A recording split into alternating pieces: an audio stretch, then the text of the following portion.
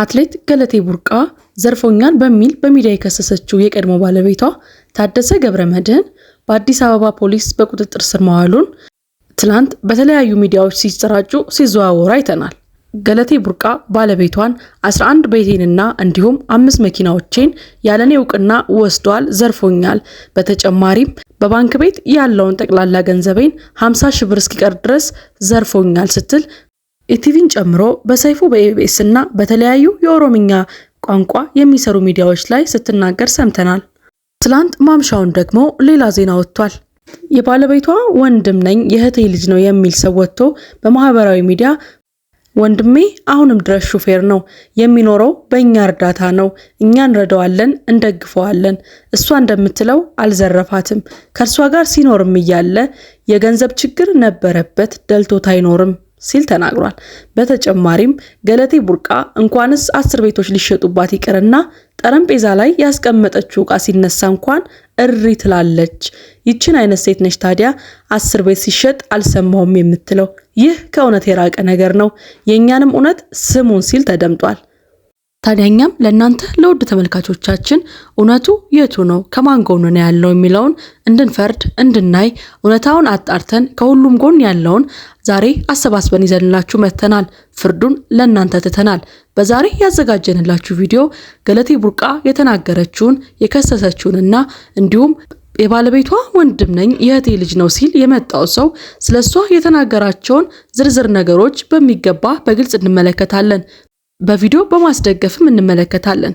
በተጨማሪም ትላንት የአትሌቲክስ ፌዴሬሽን ያወጣውን መግለጫ እንመለከታለን። የአትሌት ገለቴ ቡርቃ ባለቤት ለመሆኑ ለምን ሲሆን በፍጥነት ያገባው ትዳር የመሰረተው? ዛሬ በምን ላይ ነው የሚገኘው? እውነታው ምንድነው? ማንንስ ነው ያገባው የሚለውን በሙሉ ቪዲዮአችን ዛሬ እንመለከታለን። እናንተ ብቻ ቪዲዮውን ላይክ፣ ቻናሉን ሰብስክራይብ በማድረግ እስከ መጨረሻው ተከታተሉን።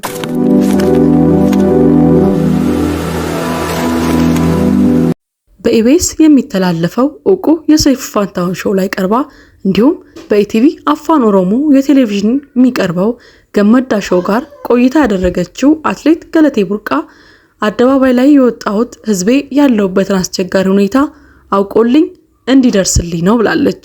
ከ800 እስከ ማራቶን ኢትዮጵያን ወክላ በተለያዩ መድረኮች የተወዳደረችው አትሌት ገለቴ ቡርቃ ሳላውቅ ትዳሬ እየፈረሰ ነው ብላለች።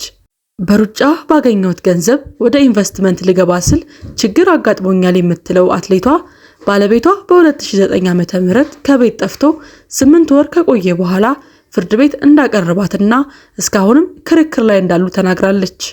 9 ዓመታትን ለትዳር አብራው የቆየችው ባለቤቷ በ2009 ለውድድር ከሀገር ውጭ ስትሄድ ከሸኛት በኋላ ውድድሯንም ጨርሳ ስትመለስ ባዶ ቤት እንዳገኘች ተናግራለች። ፍለጋውን ጀምራ ለፖሊስ ታሳውቅ ደውሎ ለምን ስሜን ታጠፊያለሽ? አርፈሽ የማትቀመጪ ከሆነ እገልሻለሁ እንዳላትና የተናገረችው ገለቴ በ2010 ዓ.ም በእርሱ በኩል የክስ መጥሪያ እንደደረሳት ጠቅሳለች። ፍርድ ቤት ስትቀርብም ባለቤቷ ጋብቻው እንዲፈርስ እንደጠየቀና እርሷም ደግሞ የተጋቡት በእምነት ተቋም እንደሆነና እምነታቸው ደግሞ ጋብቻ እንዲፈርስ እንደማይፈቅድ ጠቅሳ አላፈርስም እንዳለች ነገር ግን በጫና ጋብቻውን እንደፈረሰ ትናገራለች። ከዚያ ቀደም የወሰደውን ውክልና ተጠቅሞ ያለውን ንብረቴን ሽጦ ስለነበረ ጋብቻው ከፈረሰ በኋላ ንብረቴን ለማሳገድ ብንቀሳቀስም ከአንድ ቤት በስተቀር ሁሉም ስማቸው ዞሮ ነበር ያገኘሁት። አንዷ የቀረችው ቤትም በ2008 ዓመተ ምህረት ውክልናው የተነሳ ቤት እንደሆነ የጠቀሰችው አትሌቷ በተለያዩ አካባቢዎች የሚገኙ 10 ቤቶች፣ 4 መኪናና ሌሎች በርካታ ንብረቶች ተሽጠውባት ባዶ እጇን መቅረቷን ትናገራለች። እናቱ እንዲኖርበት የሰጠውትን መንግስት የሸለመኝን ቤት እንኳን ለእናቱ ሽጦላታል የምትለው ገለቴ ከጋብቻ በፊት ያፈራሁት ንብረቴም ሳይመለስ ከጋብቻ በኋላ ያፈራሁትንም ሳልካፈል አንዷን የቀረችውን ቤት ለመካፈል ፍርድ ቤት ወስኖብኛል ስትል የተናገረችው ገለቴ እሱ ቀድሞ ሁሉንም አቅዶበት ስለነበር ያላትን አቅም ሁሉ ተጠቅማ ፍርድ ቤት ብትከራከርም ውሳኔው ግን ከርሷ ተቃራኒ እንደሆነ ትናገራለች። ከዚህም አልፎ እንደሚያስፈራራት ለፖሊስ ማመልከቷን ጠቅሳ ንብረቱም እንዳይገኝ አንድም ገንዘብ በሱ ስም እንደማያስቀምጥ እንዲሁም ተሸጡ የተባሉ ንብረቶችም ከዋጋቸው እጅግ ባነሰ የተሸጡ መሆናቸውን ጉዳዩን ውስብስብ እንዳደረገው ትናገራለች። ይህንን ጉዳይ የማያውቅ የመንግስት አካል እንደሌለ የጠቀሰችው አትሌት ገለቴ እስካሁን መፍትሄ ካለማግኘቴም በላይ ወደ ጎዳና ለመውጣት ከዚያም አልፎ ለህይወቴ አስጊ ሁኔታ ላይ ስለምገኝ የሚመለከተው አካል ይድረስልኝ ትላለች። በአደባባይ የወጣሁት ህዝቤ እንዲደርስልኝ ነው ያለችው ገለቴ ወጥቼ የምወደውን ስፖርት እንኳን እንዳልሰራ ማስፈራራት እየደረሰብኝ ቤት ውስጥ ተዘግቼ ተቀምጫለሁ። የአቅሜን ያበረከትኩላት ሀገሬና ህዝብ ያለሁበትን ሁኔታ ይወቅልኝ፣ እንዲሁም ጠቅላይ ሚኒስትር ዶክተር አብይ ይህንን ከሰሙ ይድረስልኝ ስትል በሚዲያ ለህዝብ ይፋ አድርጋለች። ይህንን የሰሙ የኢትዮጵያ ህዝብ እንዲሁም የተለያዩ የመንግስት አካላት ከጎንሽ ነን አይዞሽ በማለት ጩኸቷን እንባዋን ሰምቶ ምላሽ የሰጠ ይመስላል። ታዲያ በትላንትናው ዕለት የአትሌት ገለቴ ቀድሞ ባለቤት አቶ ታደለ ገብረመድህን በአዲስ አበባ ፖሊስ ቁጥጥር ስር መዋሉን የመንግስት ሚዲያዎች ገልጸዋል። በቁጥጥር ስር በዋለበት ጊዜም በመኪና ውስጥ ሽጉጥ ይዞ እንደነበር ተጠቅሷል። ያም ሊያመልጥ እንደነበር ያመለክታል። እያመለጠ ነው ያስኩት ሲል የተለያዩ ዜናዎች ወጥተዋል። ይህ በእንዲህ እንዳለ የወይዘሮ ገለቴ ባለቤት በሷ ላይ የፍቅር ግንኙነት እንደነበረው ከሷም ከተፋታ በኋላ ንብረቷን ዘርፎ ሌላ ሚስት እንዳገባ ትዳር እንደመሰረተ ራሷ አትሌት ገለቴ በራሷ አንደበት ገልጻለች። ታዲያ የአቶ ታደለ ገብረመድህን ዘመድ ነኝ ያለ የእህቴ ልጅ ነኝ ያለ ግለሰብ ደግሞ ወጥቶ እኛንም ስሙን እኛም እውነት አለን፣ ከአንድ ጎን ብቻ ሰምቶ መፍረድ ትክክል አይደለም ሲል ሐሳብ አስተያየቱን በማህበራዊ ሚዲያ አጋርቷል። ታዲያ እርሱ እያለ ያለውም አትሌት ገለቴ እንኳንስ 11 ቤቶችን ልትዘረፍ ሳታውቅ ልትሸጥ ይቅርና ጠረጴዛ ላይ ያስቀመጠችው እንኳን ቦታ ከቀየረ አገር የምታደባልቅ አገር ይያዝ አገር ይቃጠል የምትል ሰው ነች። ስለዚህ የተናገረችው ሙሉ በሙሉ ከእውነት የተራቀ ነው።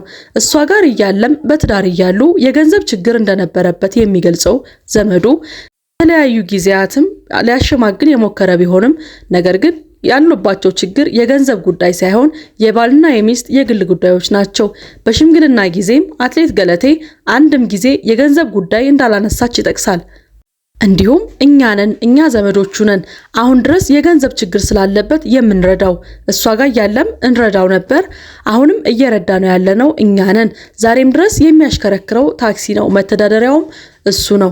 ከሷ የዘረፈው ምንም ነገር የለም፣ እሷ የማታውቀውም ምንም ነገር የለም። ስለዚህ ነገሩ ሐሰት ነው እያለ ይገኛል።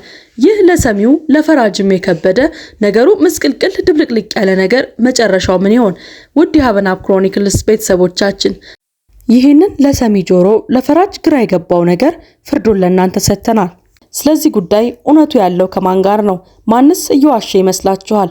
ሐሳብ አስተያየታችሁን በኮመንት ሴክሽን ላይ አኑሩልን። ከዚህ በመቀጠል የኢትዮጵያ አትሌቲክስ ፌዴሬሽን ያወጣውን መግለጫ እንመለከታለን። የኢትዮጵያ አትሌቲክስ ፌዴሬሽን አትሌት ስለሺ ስህን ገለቴ ቡርቃ አደባባይ ወጥታ ጉዳቷን ተናገረች እንጂ ሌሎች ተመሳሳይ በደል እየደረሰባቸው ያሉ አደጋ የደረሰባቸው ብዙ አትሌቶች አሉ ሲል ተናግሯል። ፕሬዝዳንቱ አክሎም ፌዴሬሽኑ ላለፉት 3 ወራት ይህንን ለመከላከል የሚያስችል ስራዎችን ስንሰራ ነበር። አሁን ላይ አትሌቶቻችን ከአደጋ የሚከላከል ኢንስቲትዩት ከባህልና ስፖርት ሚኒስቴር ጋር በመሆን አቋቁመናል ሲል ፕሬዝዳንቱ ተናግረዋል። ብዙ የተጎዱ አትሌቶች አሉ፣ ብዙ ገለቴዎች አሉን። በወንዶች አትሌቶች ላይ ጭምርም አደጋው ያለ ይህንን ለማስቀረት እየሰራን ነው ብሏል። እኛ እንደ ፌዴሬሽን ከገለቴ ጎን መቆማችንን ለማሳወቅ እንወዳለን። ሌሎች አትሌቶችም ከጎናቸው እንዳለን የኢትዮጵያ ሕዝብ እንዲያውቅልን እንፈልጋለን ብለዋል። አትሌት ገለቴ ቡርቃ ከመጀመሪያው አንስቶ የገጠማት ችግሮች ተነግሮ የሚያልቅ አይደለም።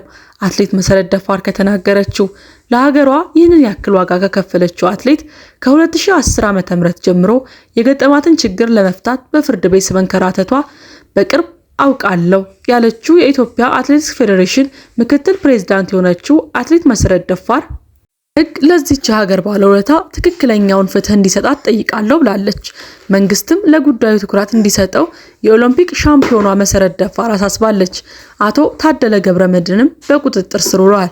አትሌት ገለቴ ቡርቃ ዘርፎኛል በሚል በማህበራዊ ሚዲያ የከሰሰችው የቀድሞ ባለቤቷ ታደለ ገብረመድህን በትላንትናው ዕለት በአዲስ አበባ ፖሊስ በቁጥጥር ስር መዋሉን ለተቋሙ ቅርበት ያላቸው ምንጮች በላኩልን መረጃ ማወቅ ችለናል። ፍትህ ለገለቴ ቡርቃ። ዓለም አትሌቲክስ ዘገባ እንደሚያመለክተው አትሌት ገለቴ ቡርቃ ገና በልጅነት እድሜዋ ነበር ባለቤቷን ያገባችው።